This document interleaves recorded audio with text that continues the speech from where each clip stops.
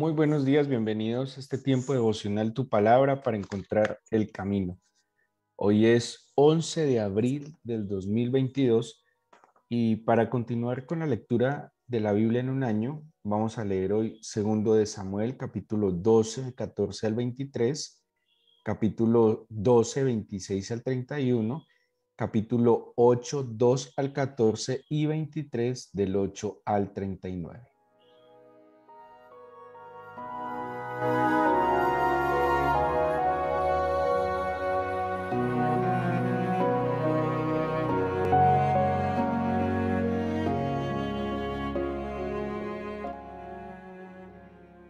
Si bien es necesario y es bueno que sigamos con la lectura cronológica de la Biblia, yo quisiera esta semana invitarles, a propósito de la Semana Santa, a que dedicáramos un poco más del tiempo que generalmente dedicamos a la lectura de la Biblia.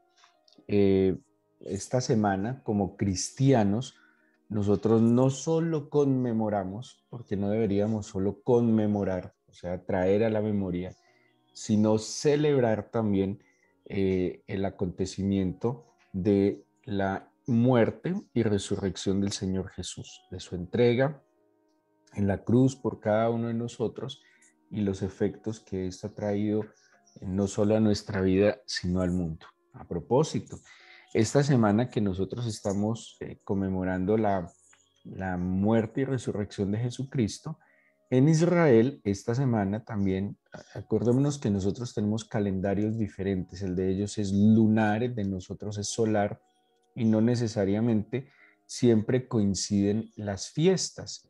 Esta semana sí nos coincidió la Pascua judía con los panes sin levadura y también nos coincidió a nosotros la celebración de la Semana Santa. Pero también esta semana, de hecho, creo que hace 2 días, comenzó también la celebración más importante de manera religiosa para el pueblo musulmán.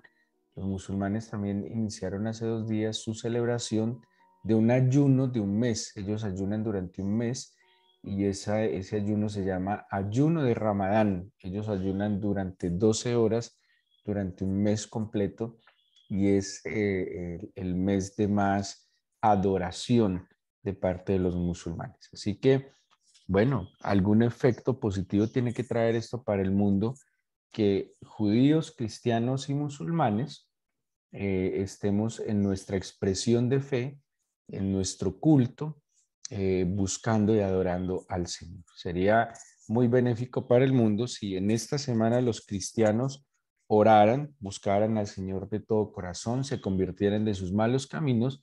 Sería muy bueno para el mundo que los judíos esta semana, en su celebración de la salida del Éxodo, también oraran de todo corazón, intercedieran delante del Señor. Y sería muy útil y benéfico para el mundo que el mundo musulmán, una gran cantidad de seres humanos, dedicaran estos tiempos de ayuno también a orar y a interceder por el mundo.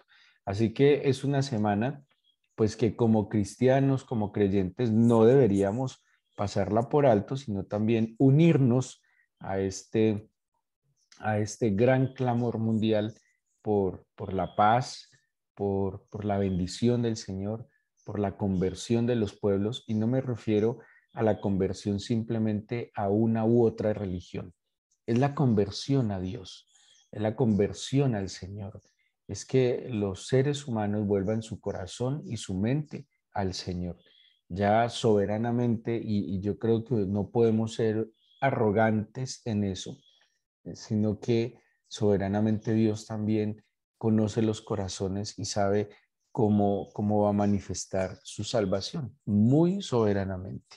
Acordémonos que ninguno de los tres religiones para nosotros, el Señor Jesús es Dios, pero no podemos decir que los judíos y los musulmanes niegan al Señor Jesús.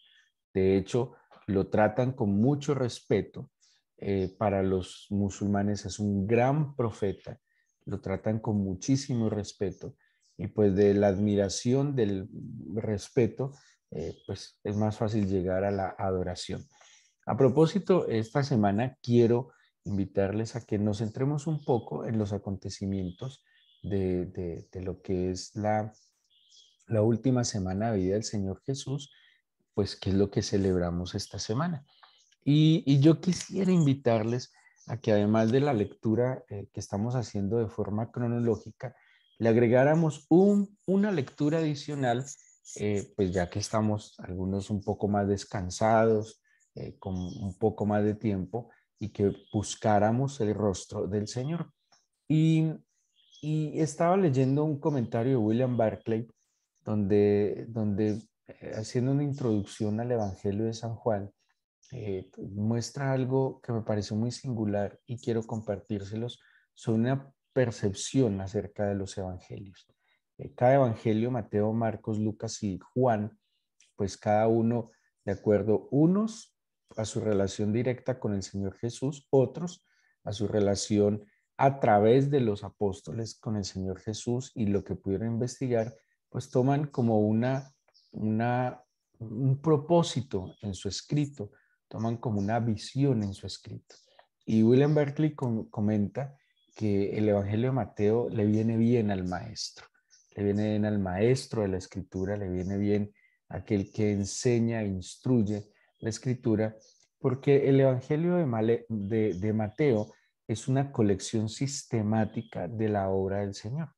Cuando hablamos de una colección sistemática, es que Mateo organiza sistemáticamente la vida del Señor Jesús en unos temas específicos. Entonces, si ustedes lo notan, Mateo reúne los milagros, Mateo reúne las parábolas, Mateo reúne los primeros años de Jesús de manera sistemática, de forma, el contenido de Mateo está organizado, ¿sí? O sea, y dice William Barclay, le viene bien al maestro. El Evangelio de Marcos es un fuerte énfasis en los actos de servicio del Señor. De hecho, habla del siervo de Jehová, habla del Señor Jesús como aquel hombre itinerante que iba de ciudad en ciudad, llevando las buenas nuevas, pero también sanando, liberando, restaurando. Y dice William Barclay que el Evangelio de San Marcos le viene bien al misionero, aquel hombre o mujer que cumple aquella función de ir de ciudad en ciudad, de país en país, de tiempo en tiempo, sembrando la semilla de la esperanza del Señor a través del servicio. Y también comenta que el Evangelio de Lucas le viene bien al pastor, porque Lucas nos muestra al Señor Jesús como aquel que es asequible a todos, aquel que tiene la puerta abierta para todos, que es el amigo de todos, y que como se puede sentar con los eruditos, fariseos, saduceos, escribas, doctos en la ley, también se puede sentar con el que no es tan estudiado en las escrituras, como se puede sentar con aquel que tiene dinero, con aquel que también era un marginado social, porque en el caso de Saqueo, Saqueo era un marginado social por su dinero, por el origen de su dinero.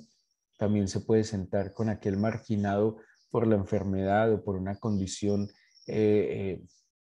como el caso de aquella mujer que era rechazada por el adulterio.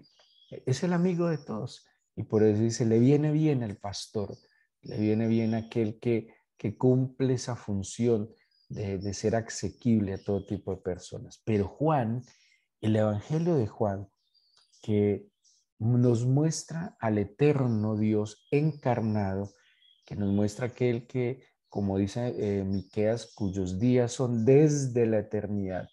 El Evangelio de San Juan le viene bien al adorador. Me pareció espectacular este comentario, porque si miramos lo que es el Evangelio de Juan, el Evangelio de Juan es contemplativo.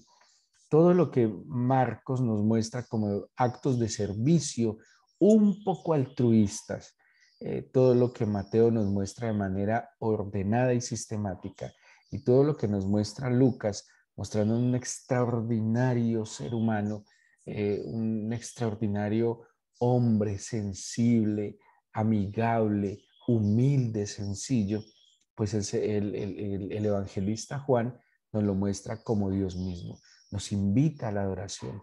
Nos muestra que aquel hombre extraordinario que nos describe Marcos es el Dios extraordinario que quiso morar en medio de nosotros. Así que quisiera invitarles, si a usted le gusta leer la Biblia y tiene el tiempo esta semana, que invirtiera el tiempo en leer el Evangelio de San Juan. Y quisiera que viéramos un poco el Evangelio de San Juan en estos días, en esta semana, y empezáramos por el mismo principio del Evangelio de San Juan, capítulo 1.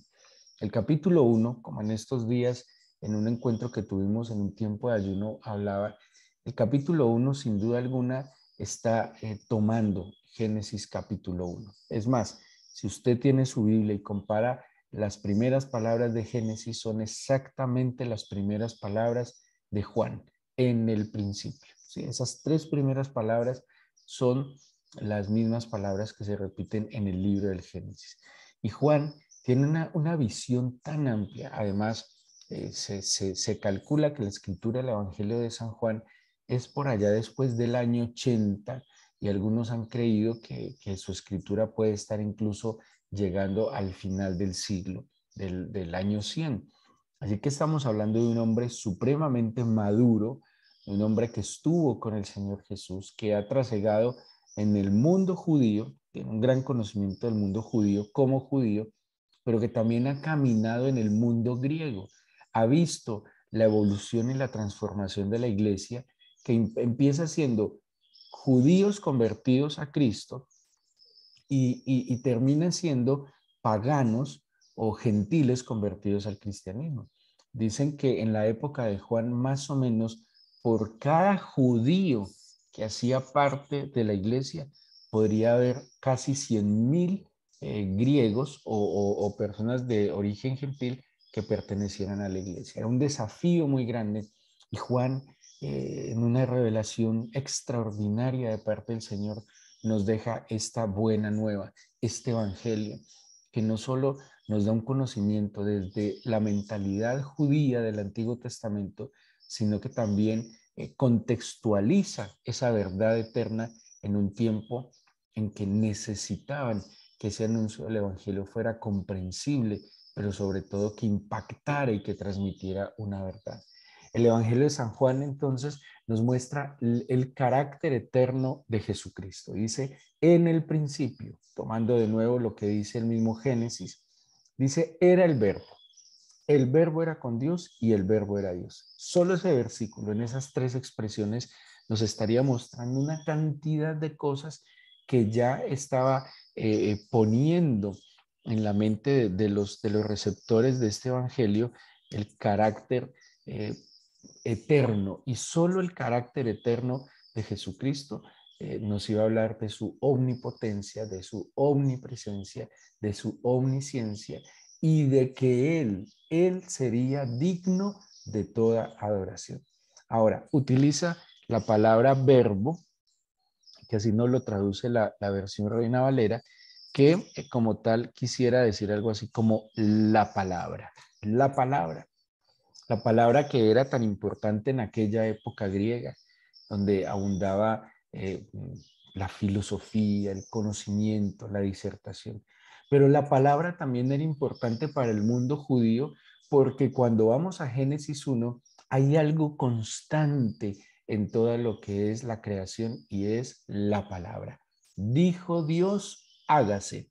Dijo Dios, hágase. Y cada proceso de la creación fue hecho por medio de la palabra del Señor. Así que cuando Juan toma esta idea de que la palabra, y si podríamos leerlo, en el principio era la palabra, ¿sí? Y la palabra era con Dios y la palabra era Dios. O sea, Juan está llevando a un nivel lo que el Señor Jesús fue en medio de nosotros, que tenía que generar un impacto extraordinario en aquellos que leerían esta buena nueva. Y aquí está diciendo, esa palabra no solo estaba con Dios, esa palabra no solo era con Dios, no solo era la misma palabra de Dios, sino es que esa palabra era Dios. Y dice el versículo 2, todas las cosas por Él fueron hechas, tal cual. Y así está escrito en el Génesis 1. O sea que podríamos decir que cuando el Padre decía, hágase, había un ejecutor y era el Verbo divino, era Jesucristo mismo. ¿Sí? Si pudiéramos hacer esa comparación, si Jesucristo es la palabra hecha carne, y aquí nos dice que Jesucristo estaba en el principio, que Jesucristo es Dios y que Jesucristo hizo las cosas, así que Él sería la parte activa de la orden divina, el Verbo divino.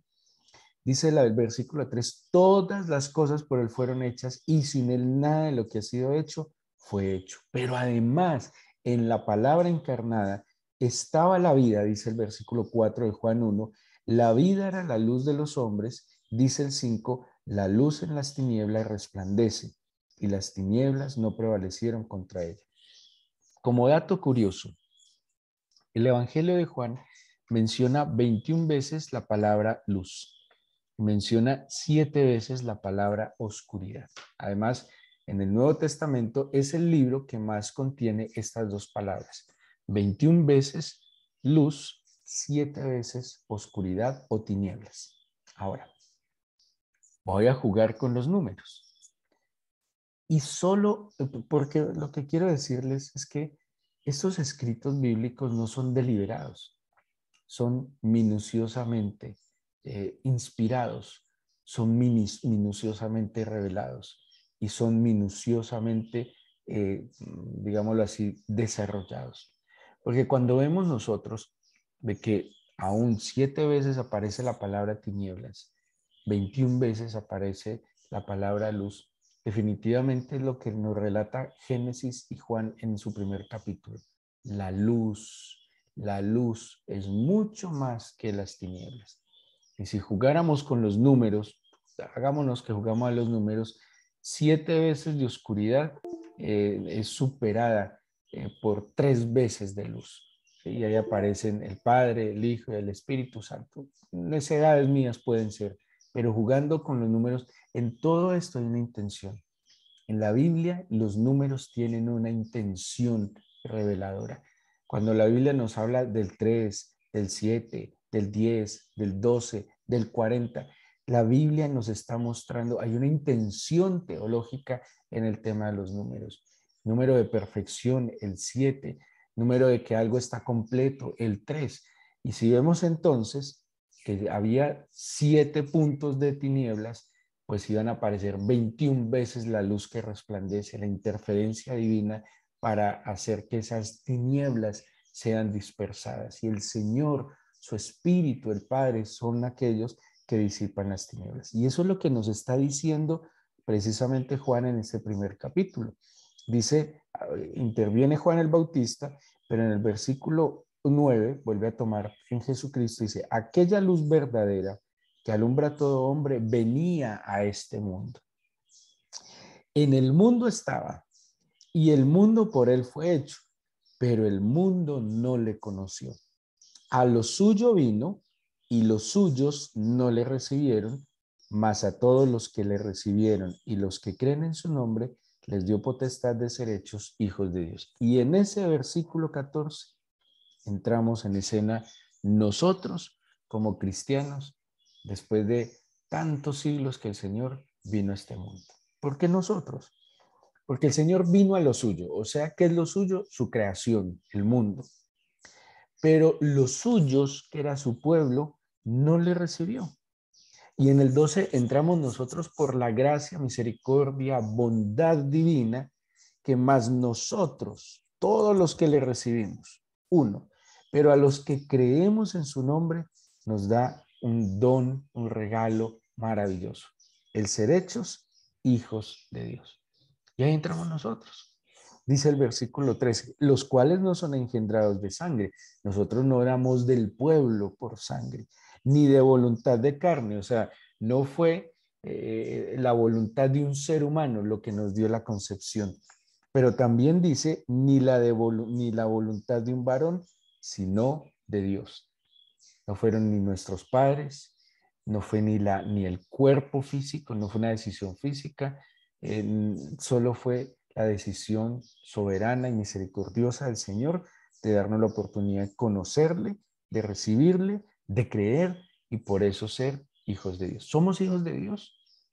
Si usted que está escuchando esto considera que es hijo de Dios, pues es tiempo, es el momento, y no hablo solo de la Semana Santa, de verdad de darle honra y honor al Señor.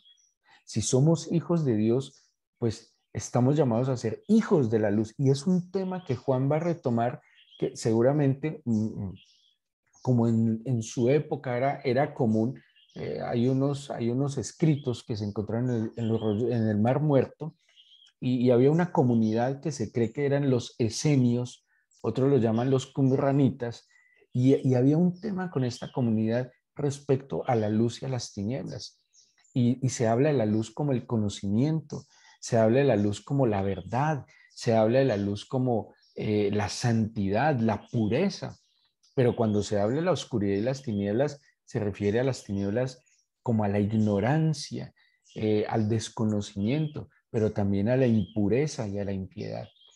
Y el Señor Jesucristo nos está hablando de que Él es quien nos da la oportunidad de ser hijos de la luz.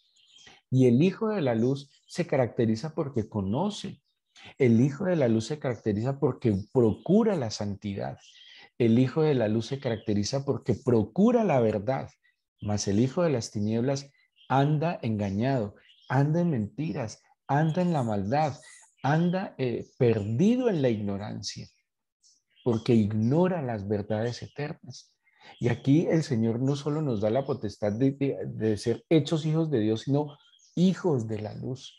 Y debemos y estamos llamados a manifestar esa luz eterna en medio de un mundo que está perdido en las tinieblas de la ignorancia, en las tinieblas de la impureza, de la contaminación, de la corrupción, de la violencia, en las tinieblas de la mentira y el engaño, que se volvió casi un deporte para todo el mundo. Hasta los cristianos mienten a diestra y siniestra cínicamente.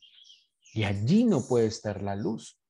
Entonces, y el versículo 14 es increíble. Dice, aquel verbo hecho carne o aquella palabra fue encarnada y habitó entre nosotros y vimos su gloria, gloria del unigénito del Padre, lleno de gracia y de verdad. Y aquí, en una traducción más literal, porque está tomando como un hebraísmo, imagínense que diría ese habitar entre nosotros, podría traducirse, y los que han leído el Antiguo Testamento lo entenderían, tabernaculizó en medio de nosotros.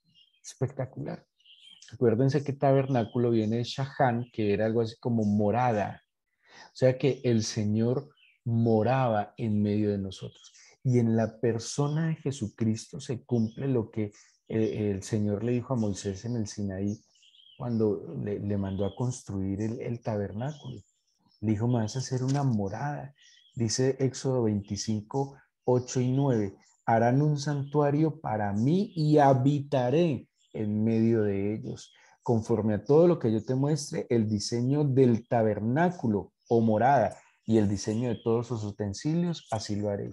Y aquí aparece el Señor Jesús en escena y Juan nos está diciendo que el Señor, a través de su Hijo Jesucristo, va a tabernaculizar en medio de nosotros, va a habitar en medio de nosotros para ver su gloria, gloria como del único Hijo singular del Señor.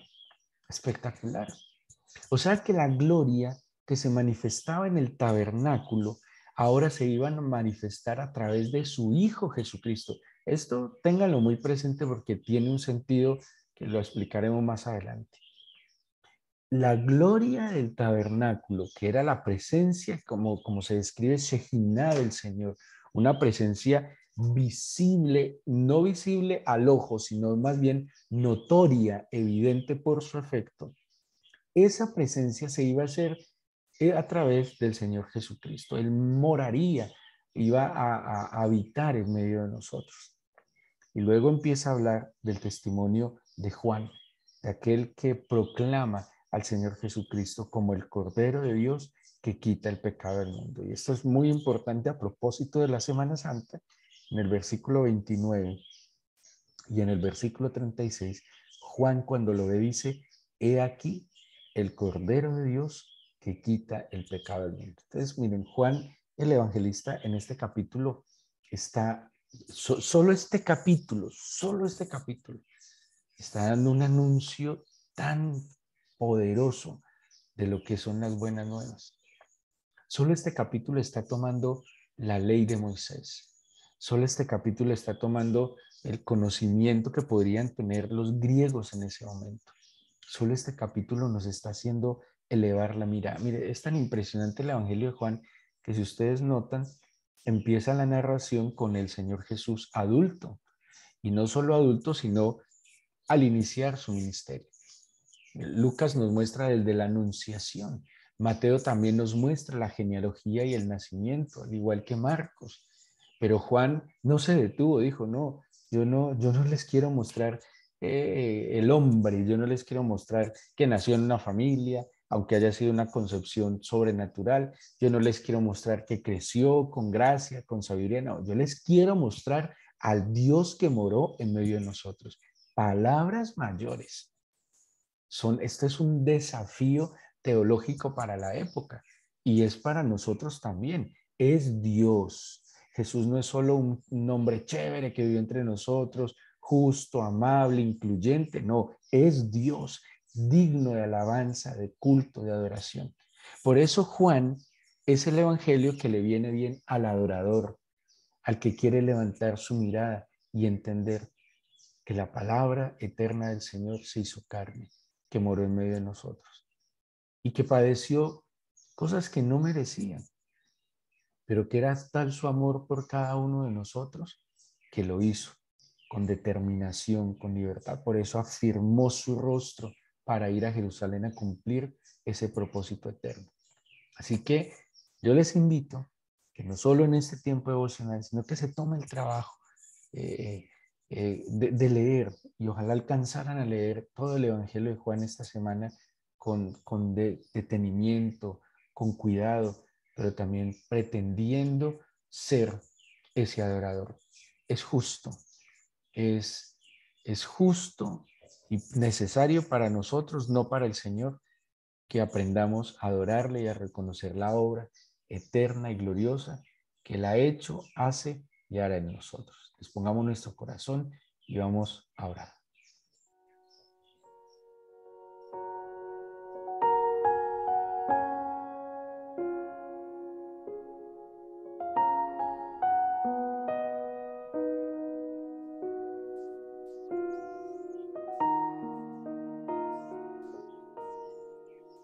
Amado Señor Jesucristo, amado Padre eterno, amado Espíritu Santo, hoy iniciando esta semana que es conocida como Semana Santa. Y si la tradición nos enseña que es santa es porque es apartada, diferente, y es una semana exclusiva que debería ser para el culto y la adoración para ti, Señor. Por eso, hoy quiero darte gracias por, por haber nosotros, en tu gracia, Señor, recibido el Evangelio, las buenas nuevas, la esperanza, Señor, la oportunidad de conocer la verdad y al conocer la verdad, ser libres. De escuchar las buenas nuevas, nuevas de salvación, de libertad, de esperanza y de vida. Amado Padre, te agradezco desde lo profundo de mi corazón por concedernos a tu único, al más amado. Y en esa obra sobrenatural y redentora nosotros ser salvos y libres. Amado Padre, Toma nuestro corazón, acércanos a ti, por favor, librándonos del efecto nocivo de la oscuridad. La oscuridad adormece, la oscuridad ciega el juicio, la oscuridad, Señor, entorpece. Y estamos llamados, bajo la potestad de ser hechos hijos de Dios, a ser hijos de la luz.